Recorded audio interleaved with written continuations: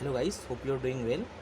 आज हम बहुत ही इंपॉर्टेंट टॉपिक डिस्कस करने वाले हैं, economy for UPSC, CSC, SEO, assistant commandant and CSC के लिए। इकोनॉमी हम अगर बाकी सब्जेक्ट से कंपेयर करें तो थोड़ा टफ पड़ जाता है, क्योंकि इकोनॉमी में काफ़ी कंसेप्चुअल बेस्ड क्वेश्चंस आते हैं और इसमें सोर्सेज भी लिमिटेड हैं एज़ कम्पेयर टू। अगर पॉलिटी की बात करें तो वहाँ लक्ष्मीकांत है आपके पास, यहाँ पर आपके पास लिमिटेड रिसोर्सेज होते हैं। सो आज हम इकोनॉमी को डिकोड करेंगे कि कौन कौन से इंपॉर्टेंट टॉपिक्स होते हैं जो आपको एग्ज़ाम के लिए रिलेवेंट है। अगर आप बिगनर्स हैं तो ये वीडियो तो आपके लिए खासकर बहुत ही इंपॉर्टेंट होने वाला है, ठीक है। तो आपको इसको अच्छे से देखना है और समझने की कोशिश करना है कि इकोनॉमी में हमें क्या पढ़ना है और कैसे पढ़ना है, ठीक है, और क्वेश्चंस कैसे आते हैं एग्ज़ाम में। सो सबसे पहले इकोनॉमी की बात करें तो इकोनॉमी में दो तरह के क्वेश्चंस आते हैं। पहला होता है बेसिक कंसेप्ट से क्वेश्चंस आते हैं और दूसरा करंट अफेयर से। बेसिक कंसेप्ट में वो फैक्ट्स से क्वेश्चंस पूछ सकता है, डायरेक्ट फैक्चुअल क्वेश्चंस आ सकते हैं, ठीक है। जैसे कि बैलेंस ऑफ पेमेंट से वो डायरेक्ट क्वेश्चन पूछ सकता है कि भाई कैपिटल करंट अकाउंट और कैपिटल अकाउंट के बारे में, ठीक है, तो ये फैक्चुअल हो गया। इम्प्लीकेशन बेस्ड क्वेश्चन होते हैं, जो जैसे कि अगर इन्फ्लेशन आता है तो उसके क्या क्या इम्पैक्ट इकोनॉमी में पड़ते हैं, तो वो इम्प्लीकेशन बेस्ड क्वेश्चन हो गए। तो ये बेसिक कंसेप्ट से क्वेश्चंस इनको बोल सकते हैं। बाकी हम करंट अफेयर के क्वेश्चंस देखें तो वहाँ से मेनली क्वेश्चंस टर्मोलॉजी से आते हैं। जो भी टर्मोलॉजीज इकोनॉमी से एसोसिएटेड है वो यूपीएससी पूछ लेती है। उसके बाद स्कीम्स या कोई से भी इनिशिएटिव्स गवर्नमेंट लेती है या आरबीआई लेती है तो वहाँ से यूपीएससी क्वेश्चंस पूछ लेती है। अगर आप यहाँ पे वेटेज की बात करें तो मोस्टली 70 या 30 आप वेटेज दे सकते हैं या 60-40, पर मेनली 70% जो क्वेश्चंस आते हैं वो बेसिक कंसेप्ट से ही आते हैं। और उसमें भी mainly most of the question 80% जो क्वेश्चंस होते हैं वो आपके मॉनेटरी पॉलिसी, फिजिकल पॉलिसी और बैलेंस ऑफ पेमेंट से आते हैं, ठीक है। उसको हम डिस्कस करेंगे। सेकंड टॉपिक पे हम देखेंगे कि कौन कौन से सोर्सेस इंपॉर्टेंट है एग्ज़ाम के लिए, ठीक है। सो इसमें हम देखें कि सबसे बेस्ट अगर इकोनॉमी आपको पढ़नी है तो मृणाल सर से अच्छा आपको कोई पढ़ा नहीं सकता। मृणाल सर के वीडियोस आप ज़रूर देखिए, स्पेशली जो मृणाल सर ने 2013 में वीडियोस बनाए थे उन वीडियो को आप देखिए।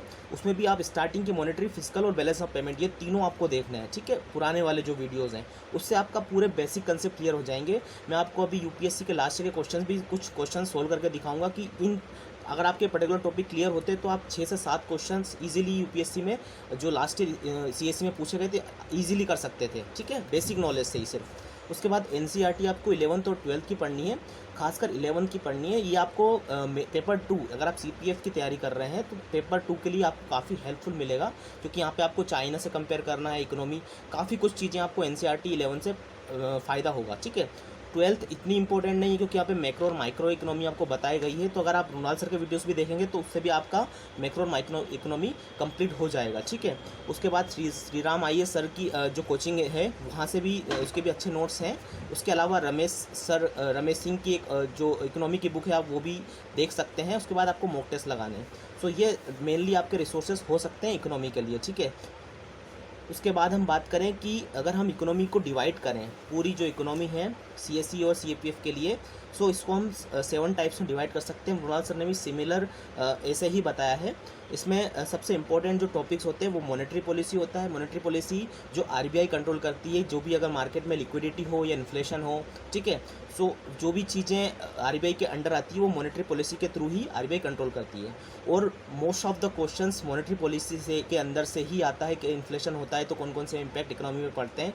सो ये मोस्ट इंपॉर्टेंट टॉपिक है मॉनेटरी पॉलिसी। अगर आप तैयारी स्टार्ट कर रहे हैं तो आपको मॉनेटरी पॉलिसी अच्छे से करना है। इसके अंदर रिवर्स रेपो रेट, जो भी टूल्स आरबीआई यूज़ करती है to control inflation, deflation, reflation, जो भी टर्मोलॉजीज आती हैं तो वो इम्पोर्टेंट हो जाते हैं। उनके एप्लीकेशन क्या क्या हो सकते हैं, अगर रेपो रेट बढ़ता है, रेपो रेट घटता है, इन्फ्लेशन बढ़ता है तो आरबीआई क्या कर सकती है, ठीक है। तो ये सब मॉनेटरी पॉलिसी में आता है। तो यह आपको अच्छे से पढ़ना है मॉनेटरी पॉलिसी इकोनॉमी पोर्शन में, ठीक है। उसके बाद सेकंड टाइप होता है फिजिकल पॉलिसी। फिजिकल पॉलिसी वह पॉलिसी होती है जो गवर्नमेंट यूज़ करती है, ठीक है। इसके अंदर वो बजटिंग, इसके अंदर हमको बजटिंग देखना है। बजट मतलब जो भी बजट गवर्नमेंट प्रस्तुत करती है उसके अंदर बजट को भी दो भागों में डिवाइड किया है। एक बजट होता है अपना प्लानिंग, नॉन प्लानिंग और रेवेन्यू और कैपिटल वाला, ठीक है। तो इससे क्वेश्चन यूपीएससी डायरेक्ट पूछ लेती है कि टैक्सेशन, जो भी गवर्नमेंट के सोर्स ऑफ इनकम है, कि टैक्स से कौन कौन से पैसे आते हैं, डायरेक्ट इनकम या नॉन टैक्स से जो कौन कौन से रेवेन्यू आते हैं, एक्सपेंडिचर गवर्नमेंट का कहाँ होता है, कैपिटल एक्सपेंडिचर क्या कहाँ होता है, ठीक है। तो ये सोर्स ऑफ इनकम, ये फैक्चुअल बेस्ड क्वेश्चन है फिजिकल पॉलिसी का। उसके बाद इम्प्लीकेशन की बात करें तो इम्प्लीकेशंस भी यूपीएससी पूछ सकती है कि अगर फिजिकल स्टिमुलेशन होता है या पब्लिक एक्सपेंडिचर बढ़ता है तो क्या क्या उसके इम्प्लीकेशंस होते हैं। तो यहाँ पे इम्प्लीकेशन बेस्ड भी क्वेश्चंस आते हैं। तो ये दोनों टॉपिक मोस्ट इंपॉर्टेंट है। यदि आप बेसिक कंसेप्ट की बात करें तो ये दोनों टॉपिक आपके मोस्ट इंपॉर्टेंट है। उसके बाद आपको थर्ड इंपॉर्टेंट टॉपिक है balance of payment. Balance of payment में जो भी लेन देन आपका इंडिया का विद अदर कंट्रीज़ के साथ होता है तो वो बैलेंस ऑफ पेमेंट में काउंट होता है। इसमें आपको करंट अकाउंट और कैपिटल अकाउंट पढ़ना है। करंट अकाउंट में कौन कौन सी चीज़ें आती हैं और कैपिटल अकाउंट में कौन कौन सी चीज़ें आती हैं। अभी जैसे कैपिटल अकाउंट कन्वर्टिबिलिटी न्यूज़ में है तो उसके अंदर वो चीज़ें आपको पता होनी चाहिए। Capital account convertibility fully allow नहीं है, जैसे कि current account capability current account है, ठीक है, आपको उसको कन्वर्टिबिलिटी कर सकते हो, उसको बदल सकते हो आप डॉलर्स को रुपीज़ में, ठीक है, फुल्ली। तो इसके इम्प्लीकेशंस क्या क्या हो सकते हैं। सो ये सब चीज़ें बैलेंस ऑफ पेमेंट में आता है। इसके साथ साथ यूपीएससी का फेवरेट टॉपिक है डिवोल्यूशन अगर हो रहा है, एप्रिसिएशन हो रहा है, डेप्रिसिएशन हो रहा है तो उसके क्या क्या इम्पैक्ट पड़ सकते हैं इकोनॉमी में। लास्ट ईयर 2-3 क्वेश्चंस इस टॉपिक से आए थे। सो थर्ड इंपॉर्टेंट टॉपिक होता है बैलेंस ऑफ पेमेंट। उसके बाद हम बात करें मैक्रो एंड माइक्रो इकोनॉमी, जो 4th नंबर पर इंपॉर्टेंट है, जिसमें हमको जीडीपी, जीएनपी जो भी बेसिक टर्मिनोलॉजीज होती हैं। Macro economy in the sense कि जो बड़े लेवल पर बड़े लेवल पर जो इकोनॉमी अर्थव्यवस्था है उस पर मैक्रो इकोनॉमी कहा जाता है। और माइक्रो इकोनॉमी जो छोटे स्तर पर जो हाउस होल्ड्स को, इंडिविजुअल को अफेक्ट करती है वो माइक्रो इकोनॉमी में आती है। तो ये बेसिक टर्मिनोलॉजीज के अंदर जो भी चीज़ें हों क्वेश्चन यूपीएससी डायरेक्ट फैक्चुअल के रूप में पूछ सकता है। बाकी जो सेक्टर ऑफ इकोनॉमी और ह्यूमन रिसोर्स डेवलपमेंट और इंफ्रास्ट्रक्चर है ये मेनली मेंस का पार्ट है, स्पेशली सीएससी वालों के लिए, ठीक है। पर अगर हम सीएपीएफ असिस्टेंट कमांडेंट की बात करें तो इसमें मोस्टली यूपीएससी क्वेश्चंस आपका monetary policy, physical, balance of payment और मैक्रो एंड माइक्रो इकोनॉमी से पूछता है, ठीक है। सो आपको जब इकोनॉमी स्टार्ट करना है, पढ़ना है, तो आपको इकोनॉमी इस तरह से ही पढ़ना है कि आप ये टॉपिक अच्छे से करें और ज़्यादा से ज़्यादा एप्लीकेशन बेस्ड, एप्लीकेशन और इम्प्लीकेशन का को समझने की कोशिश करें और मॉक टेस्ट लगाएं। अब मैं आपको कुछ क्वेश्चंस दिखाता हूं जो यूपीएससी ने लास्ट ईयर पूछे थे, जो आप बेसिक कंसेप्ट से कर सकते हो, ठीक है। जैसे कि ये क्वेश्चन यूपीएससी ने पूछा था कि डिमांडफुल इन्फ्लेशन, अगर इंडियन इकोनॉमी की बात करें तो डिमांडफुल इन्फ्लेशन कौन कौन सी स्टेप से बढ़ सकता है। तो यहाँ पर आपको अगर बेसिक कंसेप्ट जैसे कि एक्सपेंशन पॉलिसी, ये फिजिकल पॉलिसी का टूल है। फिजिकल स्टिमुलेशन भी फिजिकल पॉलिसी में जो का टूल है, मतलब अगर मार्केट में एक्सपेंशन पॉलिसी मॉनेटरी पॉलिसी का टूल है जो आरबीआई यूज़ करती है, ठीक है। अगर एक्सपेंशन पॉलिसी अगर वो मार्केट में आपके रेपो रेट कम करती है, ठीक है, सो मार्केट में रेपो रेट कम करती है तो ज़्यादा से ज़्यादा पैसा आपका मार्केट में आता है, उससे डिमांड आपकी बढ़ती है चीज़ों की, ठीक है, इससे इन्फ्लेशन आता है। फिजिकल स्टिमुलेशन से भी मार्केट में एक्सपेंडिचर बढ़ता है, सो मार्केट में इन्वेस्टमेंट होता है तो गवर्नमेंट लोगों के पास पैसा आता है, उससे भी डिमांडफुल इन्फ्लेशन बढ़ता है, ठीक है। उसके बाद हायर परचेसिंग पावर से भी इन्फ्लेशन बढ़ता है। परंतु अगर यहाँ पर आपको सिर्फ बेसिक कंसेप्ट ये क्लियर होता कि अगर किसी बैंक का अगर इंटरेस्ट रेट बढ़ा देंगे, ठीक है, तो लोगों को पैसा लेना मुश्किल हो जाएगा, लोन लेना डिफ़िकल्ट होगा, ठीक है, उनको महंगा पड़ेगा तो वो लोन नहीं लेंगे। अगर वो लोन नहीं लेंगे तो इन्वेस्टमेंट नहीं हो पाएगा, मार्केट में पैसा कम आएगा जिससे डिमांडफुल इन्फ्लेशन नहीं आएगा, ठीक है।